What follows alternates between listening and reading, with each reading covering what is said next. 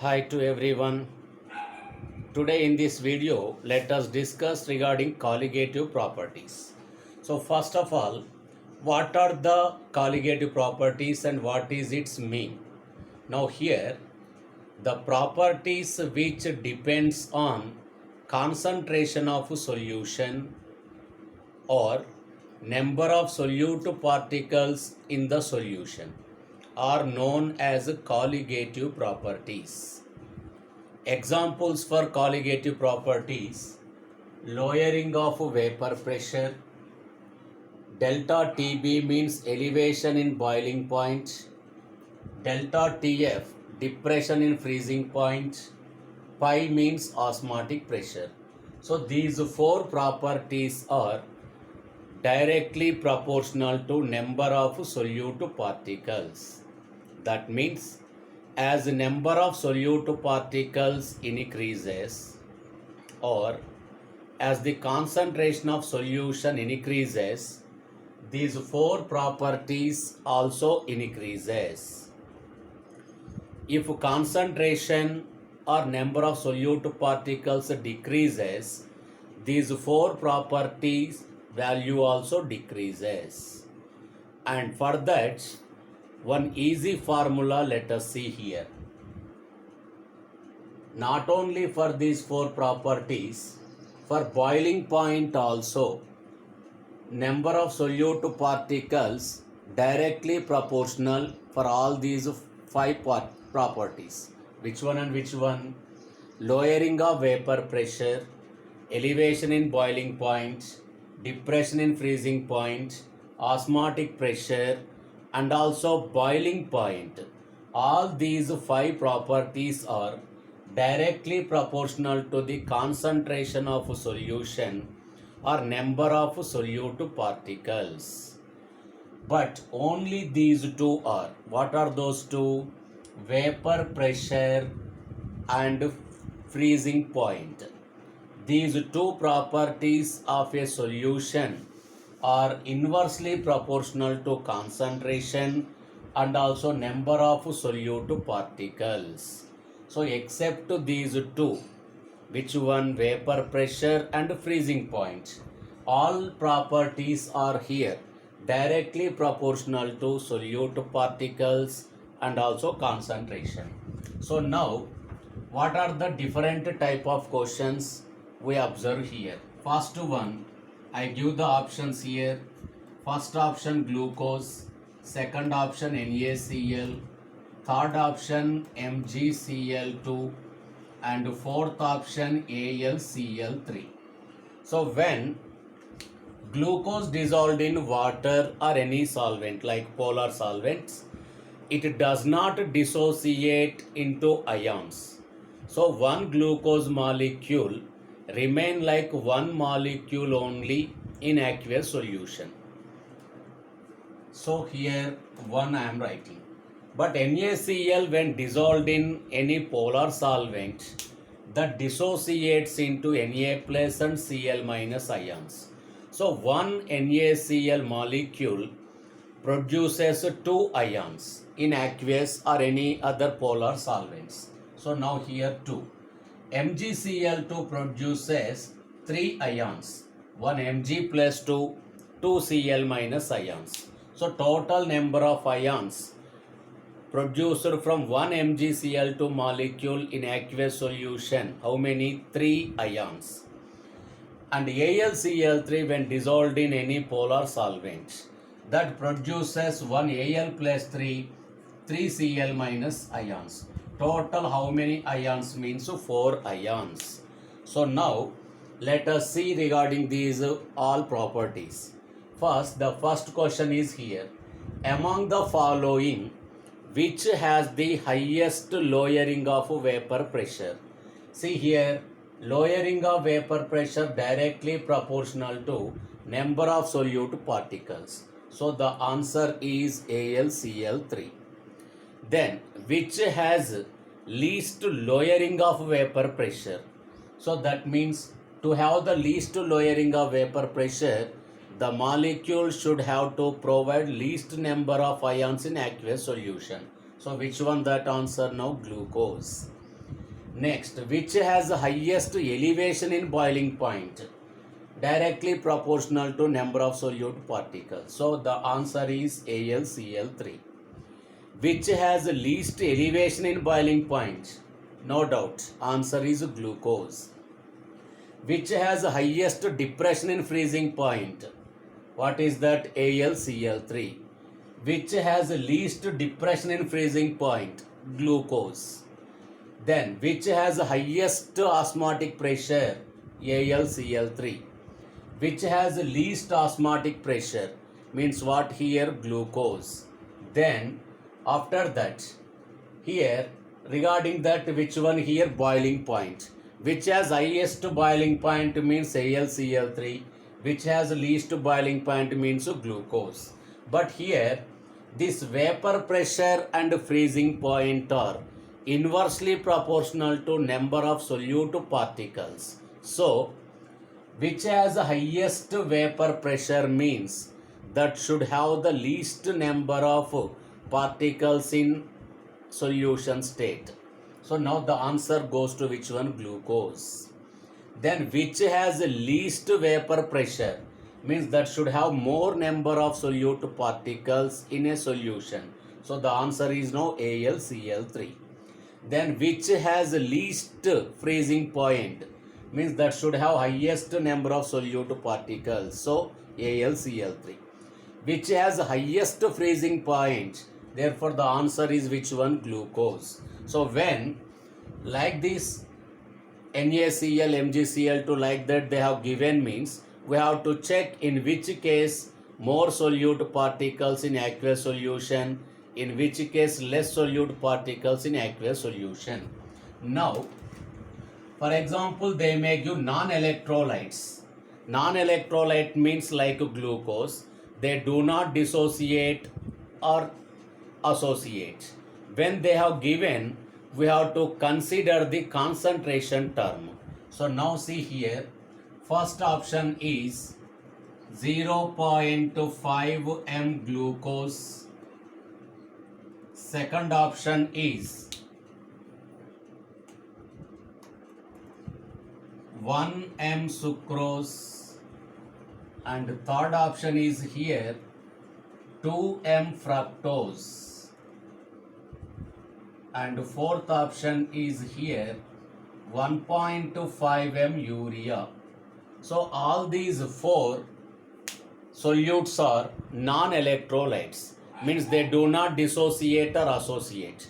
So we have to focus on which one now to determine that colligative property value. On which one means we have to focus on concentration. As concentration is more, these 5 properties also more. But these 2 properties are less as concentration is more. So now the question is here, among the following, which has highest lowering of vapor pressure? So which has highest lowering of vapor pressure means that should have the, which one here? Highest concentration. So here 2 m fructose. So this is having highest concentration. So 2 m fructose is having highest lowering of vapor pressure. Which has least lowering of vapor pressure? So now which one here? 0.5 m glucose. Which has highest elevation in boiling point? Second option. Which has least elevation in boiling point means glucose. Which has highest depression in freezing point? Second one, that means fructose. Which has least depression in freezing point? First one. Okay, then third one, 2 m fructose is having which one here? Highest depression in freezing point. First one is having least depression in freezing point. Okay, then which has highest osmotic pressure? Third one, that means 2 m fructose. Which has least osmotic pressure means which one? 0.5 m glucose. Which has highest vapor pressure? Now we have to give this answer first option. Which has least vapor pressure means 2 m fructose.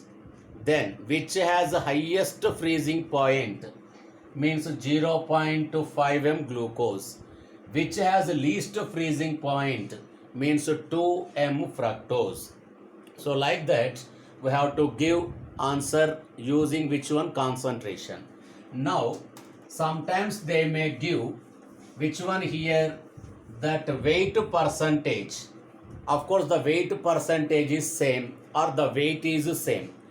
When weight given in same quantity, now that that means we have to concentrate on molecular weight.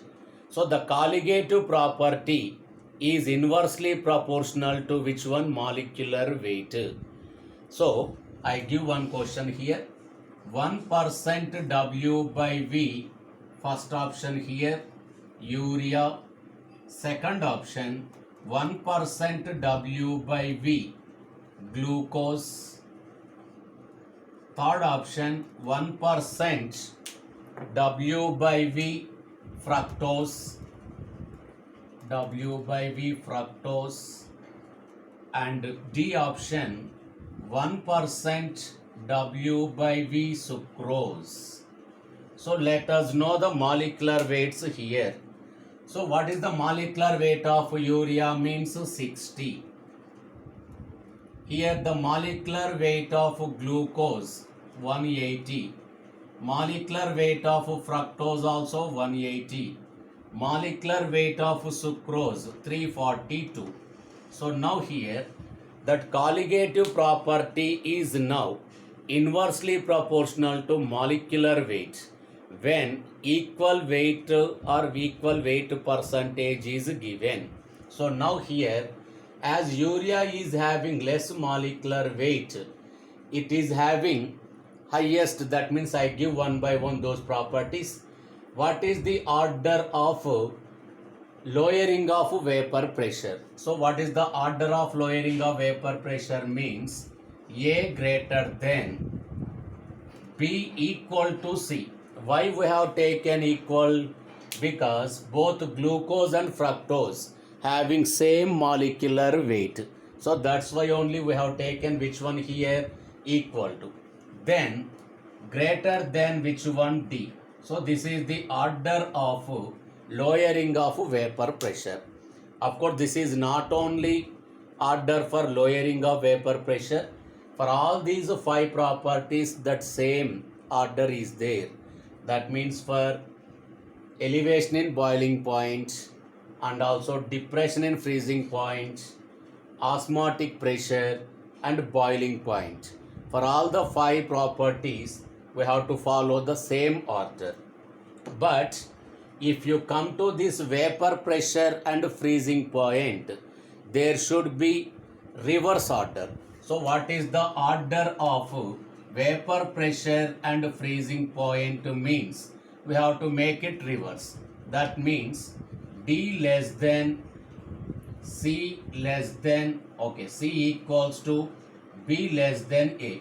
So this is the order of which one here? Okay, now okay, I will change this order. First listen here. Changing means just we have to write like this: A less than B equal to C less than D. Just change greater than to less than. So like that here, these are the colligative properties. They depend on which one here?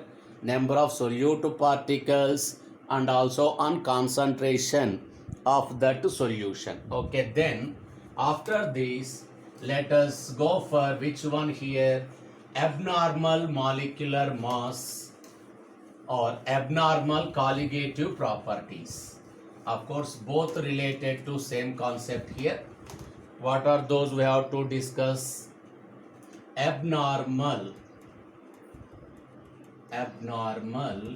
molecular weight or colligative property. Abnormal molecular weight or abnormal colligative property.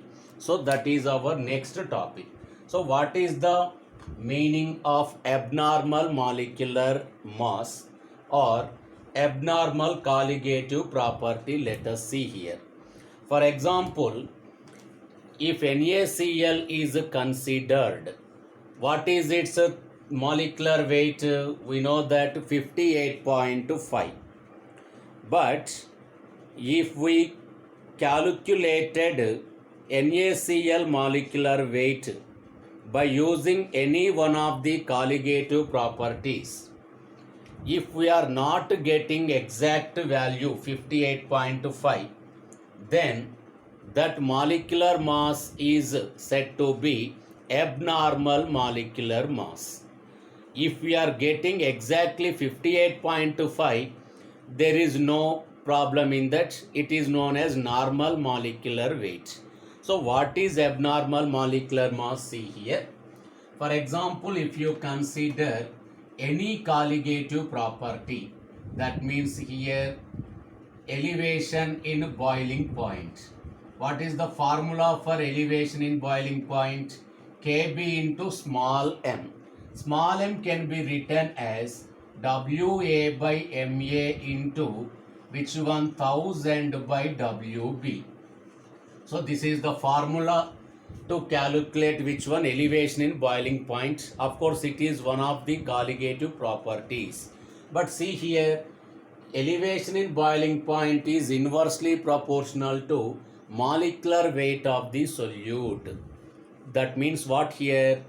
If elevation in boiling point increases, that means if a colligative property value increases, then what happens?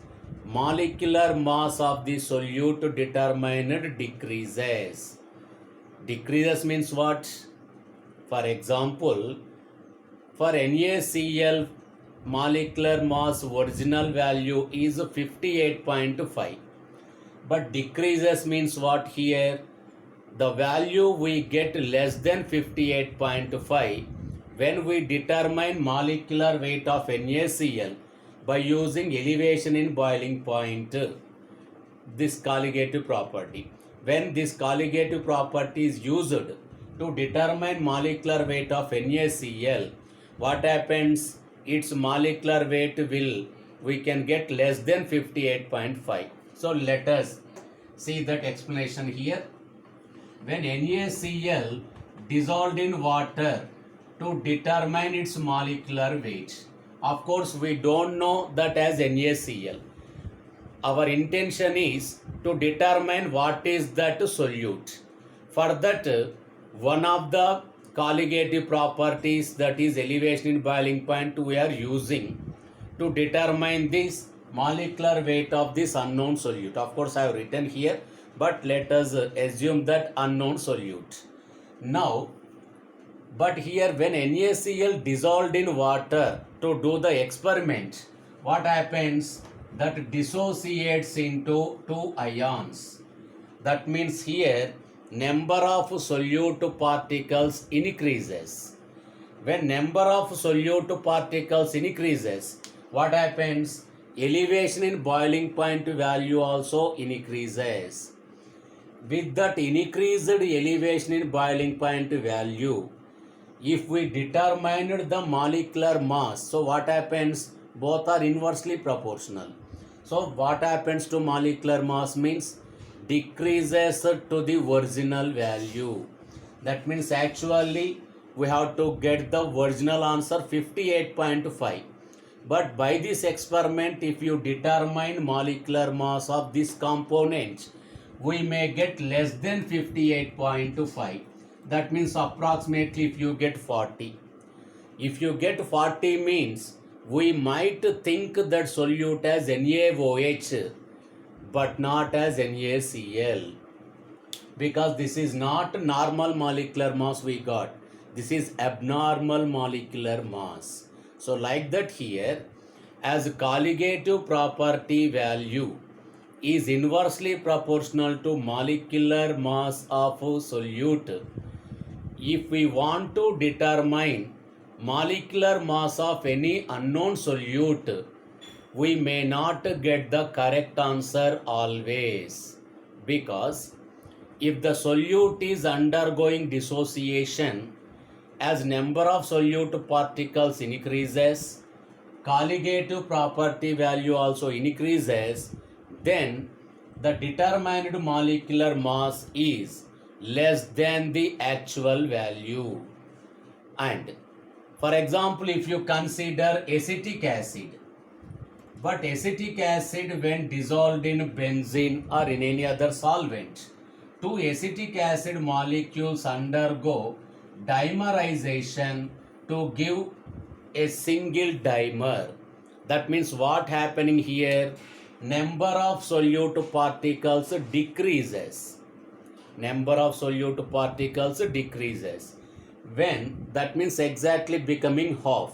If we have taken 100 acetic acid molecules, but upon dimerization, we may get only 50 molecules. That means 50 dimer molecules only. That means as number of molecules decreases, this elevation in boiling point value also decreases. With that decreased delta TB value, if you determine this molecular mass, what happens? It should be increases to original value, because these two are inversely proportional to one another. Actual molecular mass of acetic acid is how much? 60. But with this experiment, if you want to determine molecular mass of acetic acid, we get more than 60. We get greater than 60, means 80 or 90 like that. So that means here, determination of molecular mass using colligative property is not suitable for all the components, especially which are undergoing dissociation and association. So this is not useful method to determine that. But no other chance is there. Only this method is available for us to determine the molecular mass. But one more thing here. But for non-electrolytes like glucose, there is no change in the determined molecular weight with actual molecular weight, because glucose neither dissociates nor associates. So in the aqueous solution also, one glucose molecule remain like one molecule only. That means there is no change in number of solute molecules. So there is no change in colligative property. So there is no change in which one? Determined molecular mass. So like that here, for non-electrolytes like glucose, urea, sucrose, maltose, there is no change in molecular mass when we determined it by using any one of the colligative properties.